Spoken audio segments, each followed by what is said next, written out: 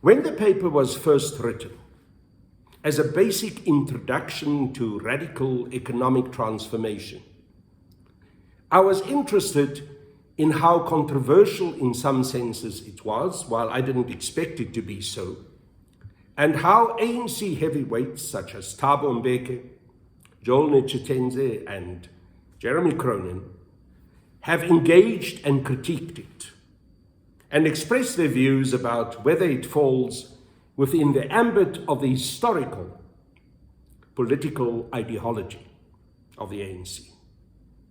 Interestingly enough, it was the view of President Mbeki that I was misinterpreting the Freedom Charter, and in fact, that I was turning the Freedom Charter into a socialist document, while he believes it does not in its foundations carry socialism as the guiding ideology of that document. On that, I obviously disagreed with him. And in the presentation of this document, as I do it now, it will be evident why I do so. What I want to do is to present a basic interpretation of radical economic transformation and unpack it in alignment to the Freedom Charter. It is my intention to first look at the population of our country, specifically the racial demographics of our South African society, because that provides us with an understanding about why radical economic transformation is not a luxury, but instead an absolute necessity for our South African society. Our South African population is now 59.6 million people, of which African people make up 81% of the population, colored people 9%, Indian people 3%, and white people 8%. 51% of our population is female, while 49% is male. About 65% of the population is less than 36 years old, with almost 30% made up of children less than 15 years of age. So we are indeed a very young society. 1.8% of households in South Africa earn an income from ownership of capital, while 73% of the population are working people. And by working people, I do not necessarily mean working class people. And 10% of the households survives on pensions, social grants, family allowances, and income from other individuals. Our society is characterized by hardships, and many different hardships in our South African communities, of which unemployment, poverty, and inequality are the most prevalent. In the first quarter of 2020, the unemployment rate in South Africa was no less than 40%. However, the unemployment rate of African people was 44%. That of colored people was 31%, and of Indian people it was 19%, while whites only 10%.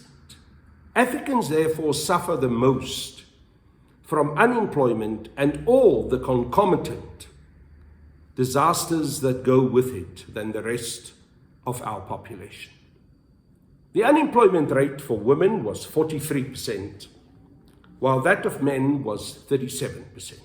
And women suffered disproportionately more from unemployment than men, and specifically African women suffered the most.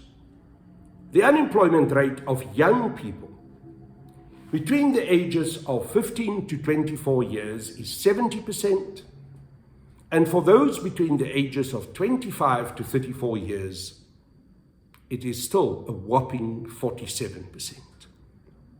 Young people suffer the most from unemployment, and specifically African people suffer most from the rest of the population. In terms of wealth inequality, Research shows that the top 10% own 86% of national wealth, and the top 0.1% more than 30% of the national wealth. 3,500 individuals own wealth that is the equivalent of 90%, listen to this, 90% of our population. In terms of income inequality, Africans earn on average about 22%, only 22% of what whites earn. Colored people earned 28% of what whites earn, and Indian people earn 63% of what whites earn. Women earn 77% overall of what men earn. In terms of poverty, 56% of individuals lived in poverty in the sense that they live on less than 1,000 rands a month. 57% of females are living in poverty compared to 54% of males. In racial terms, 64% of African people are living in poverty. 51% of colored people are living in poverty. 6% of Indian people are living in poverty, while only 1% of the white population is living in poverty. Young people and children suffer the most from this scourge of poverty. 67% of children live in poverty. 60% of young people aged between 18 to 24 years live in poverty. 51% of young people between 25 to 34 years of age live in poverty. And this is compared to 43% of the whole of our South African population. Who owns and manages and controls this fundamentally unjust and unequal South African society? The ownership of the South African economy is diverse, but it is dominated by white-owned and controlled companies. Hence, regardless of what analysts try to tell us, that there's no such thing as white monopoly capital, it continues to be a fact that white monopoly capital describes the concrete form in which capitalism finds expression in our South African society. Capital in South Africa is majority owned and controlled by the white population. And very little had changed in that regard since the dawn of democracy in 1994. They do so together with their European and American allies. Let me give you a couple of examples. Sasol is about 30% foreign-owned, largely by Europeans and Americans. The South African ownership of Sasol is dominated by a number of white-owned and controlled asset managers, with state entities such as the PIC and the IDC owning about 20%. Another example is the less diversified form of ownership of ArcelorMittal, dominating about over 60% of South Africa's steel production. It is 70% foreign-owned, with the state owning about 10% of the shares through the IDC and the PIC. Another diversified ownership structure is that of Anglo-American PLC, which owns 78% of the mining company Anglo Platinum, among others. The South African state ownership through the PIC is a mere 8%, while the rest of the shares are distributed among white-owned and controlled foreign asset management firms. Yet another group and another structure is the Bidvest Group. The state owns through the PIC 17% of the shares. The rest of the shares are distributed among foreign and domestic white-owned and controlled asset management firms. An example in the financial sector is the Nedbank Group. which is 11% state-owned by the PIC. The rest of the shares are again owned and controlled largely by white-owned and asset management firms under the control of white ownership. In short, the ownership and the control of the economy is in the hands of whites, with the PIC as the junior partner, and it has been diversified into smaller holding by asset management companies, which on the whole control more than 80% of the South African companies. But still, these smaller controlling shares remain predominantly in the hands of whites. So it doesn't mean that white monopoly capital has ceased to exist because of this diversification within asset management companies. White monopoly capital control continues unabated under conditions where the shares are split into small amounts among white-owned and white-controlled asset management firms. But when you sum it up, when you count it all up, it is overwhelmingly still the monopolization of white economic power. In terms of management and control of the economy, 66% of top managers are white. Only 15% are African, 6% colored, and 10% Indian. Clearly, the white population, together with the Indian population, are overrepresented in top management positions in South Africa. And again, we do not see a fundamental change in those demographics of inequality since the dawn of democracy in 1994. Senior managers are 54% still white, 24% African, 8% colored, and Indian. Once again, the African and colored population are underrepresented in senior management positions in our country. Women make up only 24% of the top management and 35% of senior management. African women in particular make less than 10% of top and senior management positions, which is a very far cry from the 40% that they make up of the whole of the South African population. In relation to movement into top management positions, the Employment Equity Report of 2020 states, and I quote, "Both the white and Indian population groups are most likely to be recruited, promoted, and trained at this occupational level when compared to any other population groups during the reporting period. A similar trend is observed within the female group at this occupational level. The preference of foreign nationals at recruitment disadvantages the designated groups at this level." I close quote. The African and colored populations are receiving the short end of the stick. They do not wield power in proportion to their demographic representation. The African population in particular is severely underrepresented and marginalized from positions of management and control.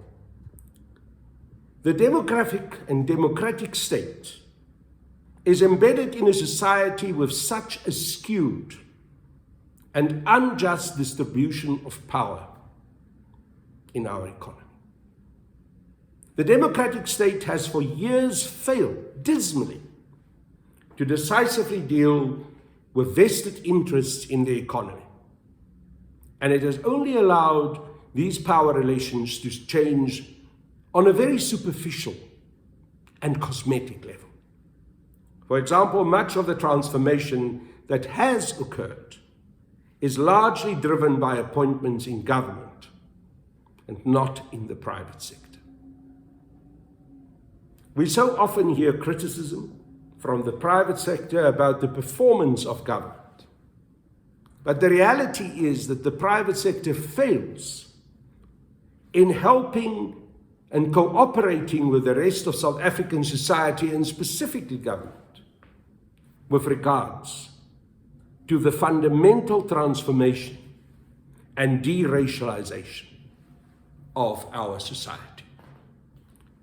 The vested white monopoly capitalist interests dictate which resolutions of the ANC are implemented in government, at what time, in what way, and to what extent. In so doing, they work closely with comrades, and I say this sadly so, with comrades within our movement, who when they arrive in government, so often turn against the resolutions of our movement, especially those resolutions of our national conferences. They frustrate their implementation, or they indefinitely postpone that implementation. An example is the nationalization of the South African Reserve Bank, which seems to have been shifted way out of any impossibility for it to be done in this term of government. There needs to be a clear understanding that institutions such as the World Bank, IMF, the OECD, the ratings agencies, the mainstream media, and some of the so-called mainstream analysts, legal, political, and economic as they may be, advance ideas that protect the interests of white monopoly capital.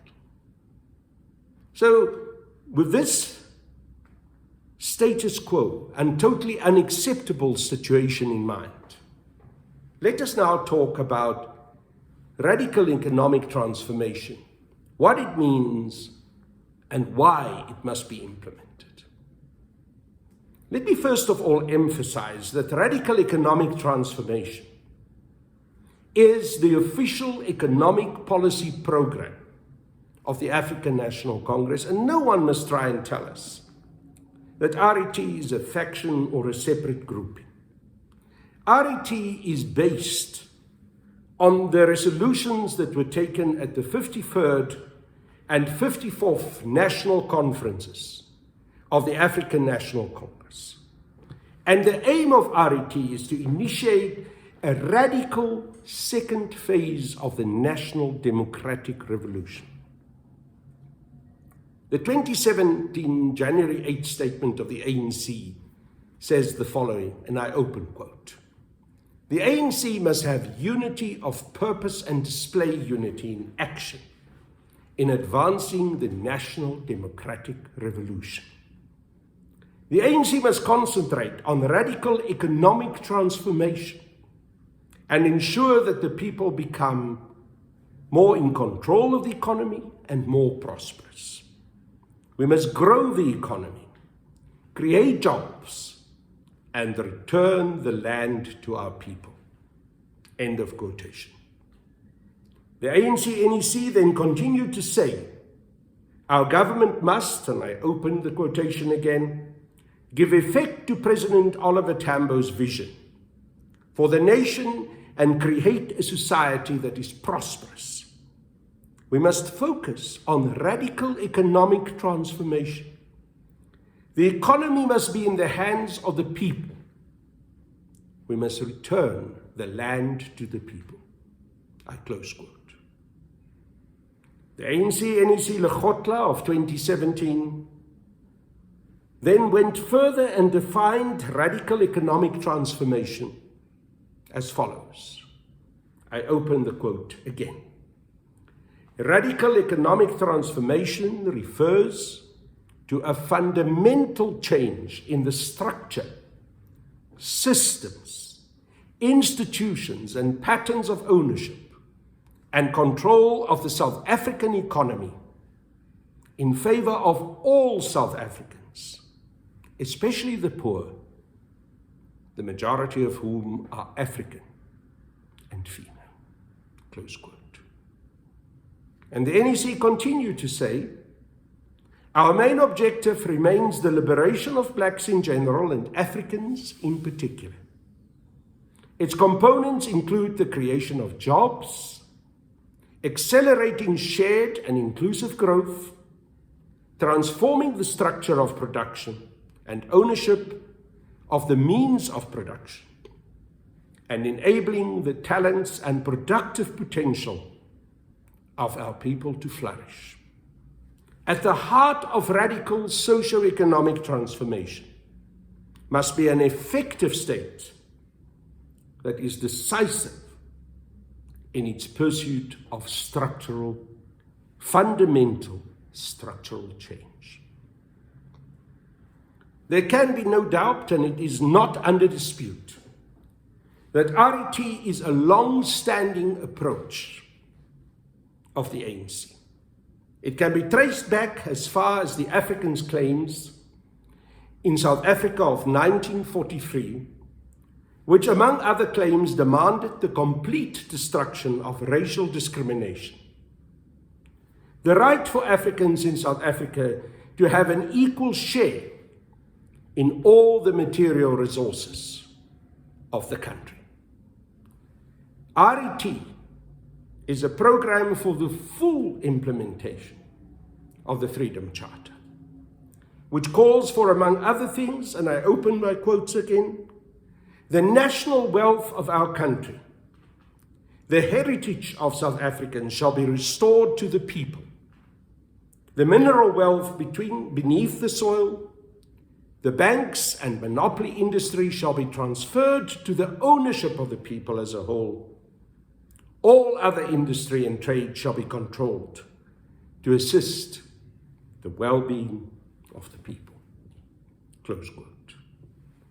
Therefore, RET is a program which gives effect to the ANC's strategy and tactics of 1969, which, among other things, states the main content of the present stage of the South African Revolution is the national liberation of the largest and most oppressed group, the African people. This strategic aim must govern every aspect of the conduct of our struggle, whether it be the formulation of policy or the creation of structures. And the ANC continues to say, whatever instruments are created to give expression to the unity of the liberation drive, they must accommodate two fundamental propositions. Firstly, they must not be ambiguous on the question of the primary role of the most oppressed African mass. And secondly, those belonging to the other oppressed groups and those few white revolutionaries who shows themselves ready to make common cause with our aspirations must be fully integrated on the basis of individual equality. The ANC therefore never wavered, nor was it ambiguous about the leadership role of the African people and the primacy of the interests of the African people in our national democratic revolution. In this context, the ANC also asserted, and I quote again, in a very real sense, the future of the Indian and colored people and their liberation as oppressed groups is intimately bound up with the liberation of Africans. I close quote. So what is RET then all about? It is the recognition of the leading role of black people in general and particularly the African people. The 1969 strategy and tactics says the main content of the present stage of the South African Revolution is the national liberation of the largest and most oppressed group, the African people. This strategic aim must govern every aspect of the conduct of our struggle, whether it be the formulation of policy or the creation of structures.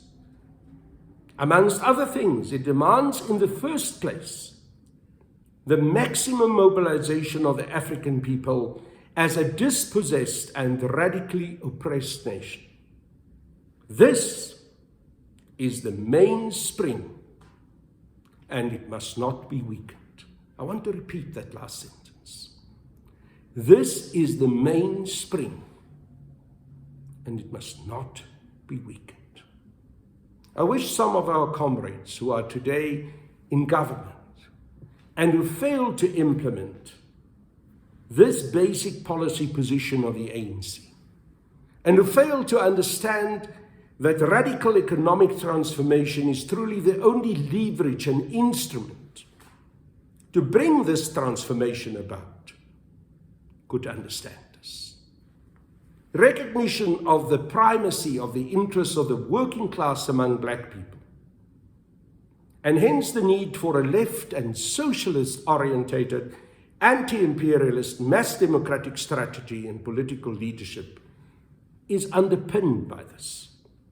The 1969 Strategy and Tactics says, and I quote again, "In our country more than in any other part of the oppressed world, it is truly inconceivable for liberation to have meaning without a return of the wealth of the land to the people as a whole." I'm going to repeat that again. In our country, more than in any other part of the oppressed world, it is inconceivable for liberation to have meaning without a return of the wealth of the land to the people as a whole. It is therefore a fundamental feature of our strategy that victory must embrace more than formal political democracy. To allow the existing economic forces to retain their interests intact is to feed the root of racial supremacy and does not represent even the shadow of liberation. Close quote.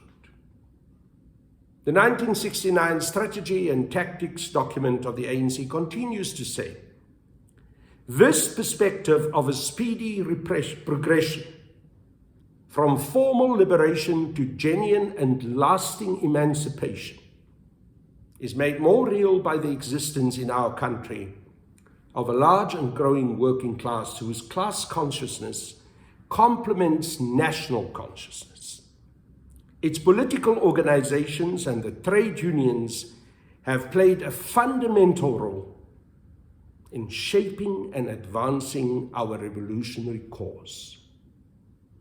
It is historically understandable that the double oppressed and doubly exploited working class continues a distinct and constitutes a distinct and reinforcing layer of our liberation and socialism, and do not stand in conflict with the national interest. Its militancy and political consciousness as a revolutionary class will play no small part in our victory and in the construction of a real People's South Africa." Close quote. Recognition of the leadership of women, especially African women, working class women in our struggle is critical. These women continue to suffer, as we've seen from the demographics that I discussed at the first part of this lecture, this paper. They continue to suffer from sexist, racist, and class domination and exploitation. Gender-based violence, a structural product of white monopoly capitalist society, is visited among black women more than ever before. Indeed, the measure of radical economic transformation will have to be the extent to which black women wield power, are at the center and at the helm of strategic decision-making, and have as much access to opportunities and skills and capital as their males. recognition of the leadership role of young people. Young black working class people suffer heavily from the scourge of poverty. The demographics spoke to that. Inequality and unemployment lies at the root of this terrible poverty. The radical economic transformation program should be driven, therefore, by young people. Young people should be at the center and at the helm of decision-making. They should lead the articulation, the elaboration, and defense of our radical economic transformation program in the battle of ideas.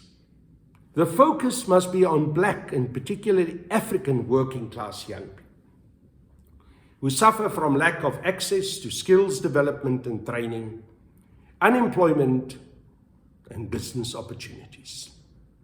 It is the responsibility of the state to account for the lifelong progression, the career path of each and every young person. I repeat, of each and every young person in our country. Recognition of the leadership role of the state and the economy and a rejection of privatization of strategic state companies is critical. The state should, on behalf of the people, own and control strategic sectors which have been broadly identified in the Freedom Charter. Countries such as China and Vietnam are fast-growing economies that have successfully defeated imperialism and colonialism. These countries are setting examples of state-led socio-economic transformation that enhances and guides a patriotic private sector that is led by national and not foreign capitalist classes, helping to lift the vast majority of their population out of poverty. The African National Congress has passed resolutions, very progressive resolutions along these lines, but there's hardly any progress in its implementation. The state pharmaceutical company and the state-owned mining company, which should by now be owning at least 30% of all new mining operations in South Africa, are examples. The issue of the state-owned commercial bank, fully licensed and operating at the same level as the established Big Four banks, is yet another case of cold feet. Our country is in dire need of infrastructural development, whose construction should be led by the state. A state-owned construction company should long ago have been established to lead in the delivery of mega infrastructural projects, such as building of dams and other water infrastructure, roads, revitalization, maintenance and extension of our rail network, building of power stations, etc., to maximize job creation, industrialization, and skills development. The state should use these sectors and control associated value chains for the benefit of the people, to build industries, support black women and entrepreneurs, create decent jobs for the unemployed, and provide business and training opportunities, especially for young people. The state should unashamedly establish strong bonds and partnerships with black entrepreneurs, particularly Africans, women, and young people. Hold these forces by the hand to create and vigorously pursue economic opportunities nationally, on the African continent, and in the entire global village that we live in. RET is about full implementation of the Freedom Charter. The Freedom Charter is the only socio-economic program that is capable of rallying the progressive forces for radical change. The ANC and its allied structures cannot go back to basics or undergo renewal unless a renewed commitment is made to the full implementation of the Freedom Charter, and that commitment is indeed, in a practical sense, acted upon. An important element of the Freedom Charter is that the return of the basic wealth of our country to the ownership of the people as a whole must happen. And when referring to this, we mean mineral wealth beneath the soil. The banks, including the South African Reserve Bank, and monopoly industries, which includes the large mining houses, insurance companies, steel chemical companies such as Sasol, ArcelorMittal, and Evraz Highveld Steel, cement and construction companies. They should be transferred to the ownership of the people as a whole.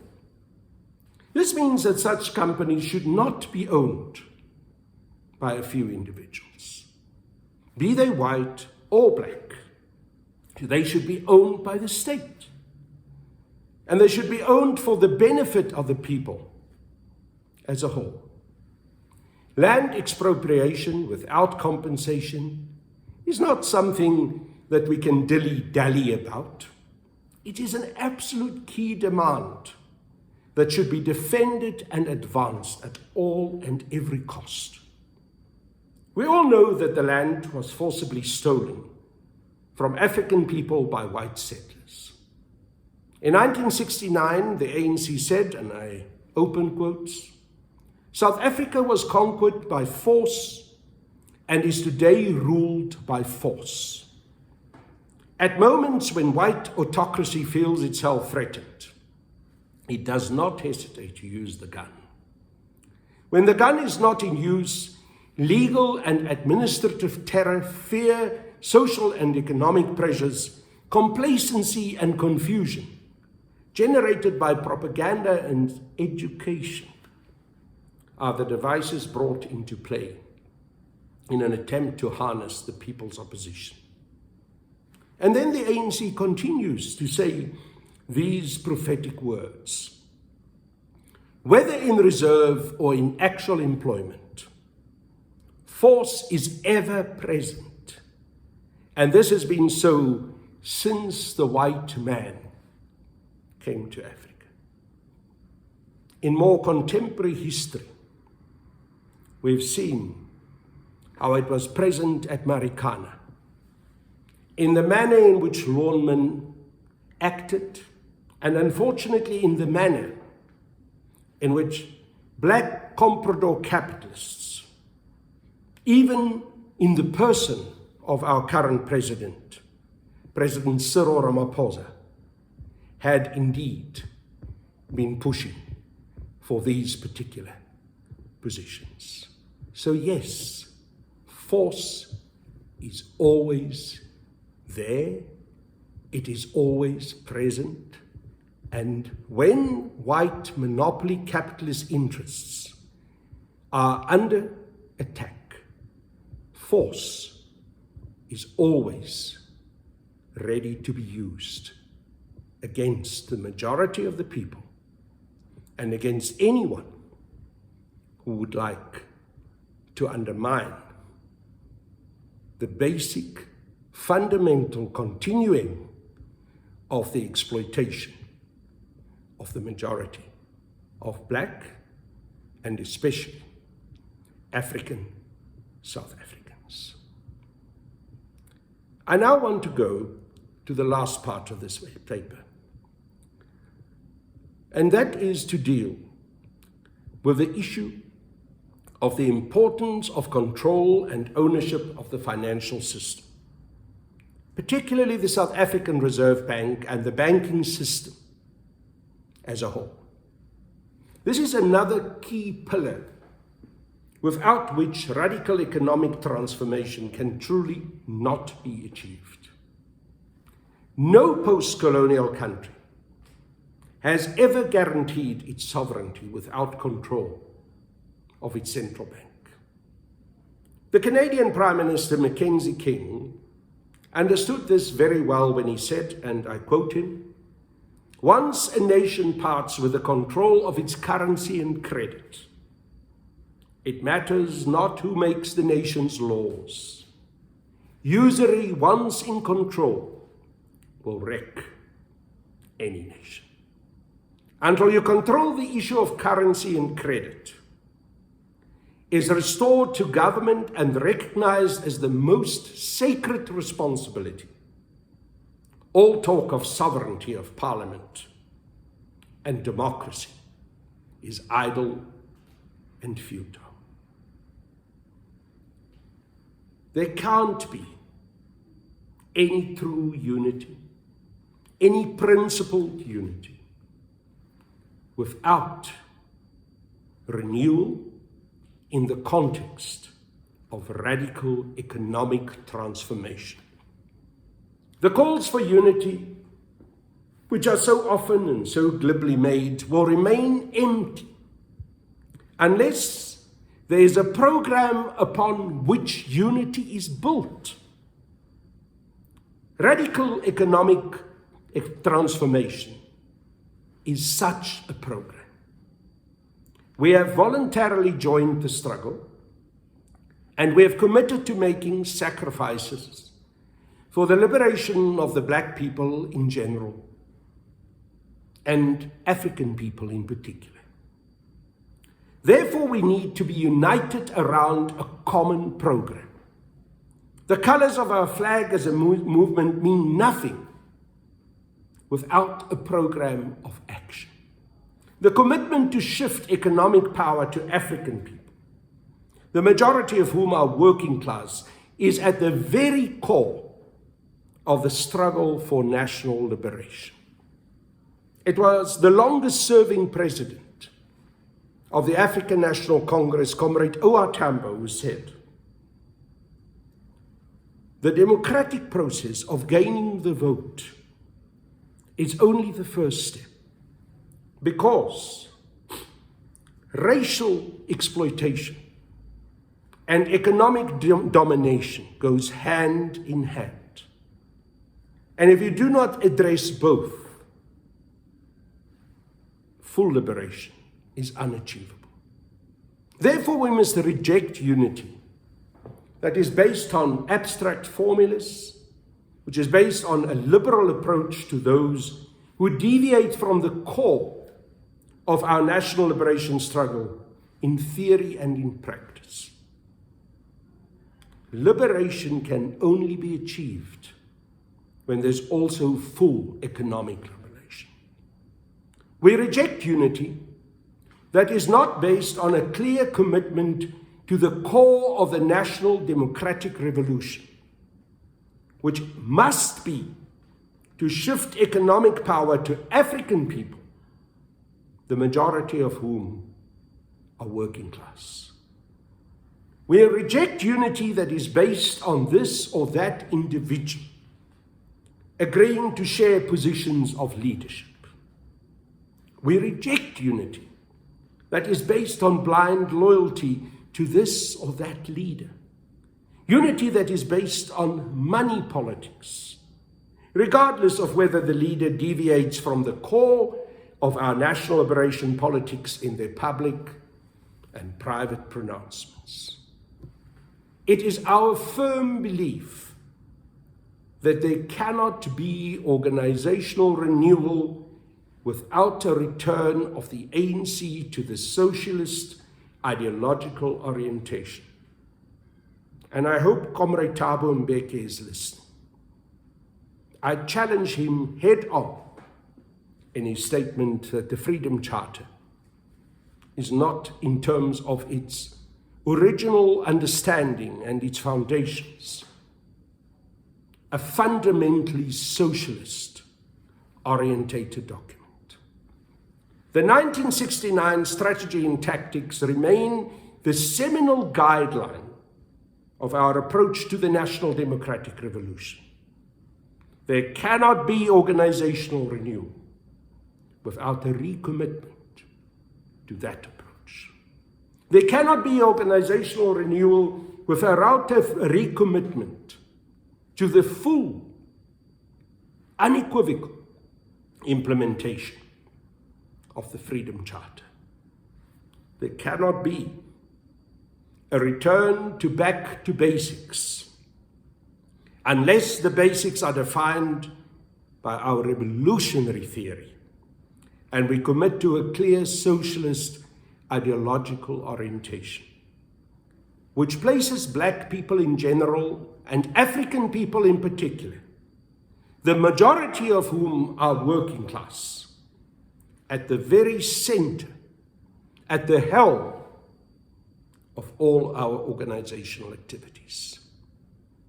We regard, and this is critical, we regard white monopoly capital as the primary enemy of the national democratic revolution.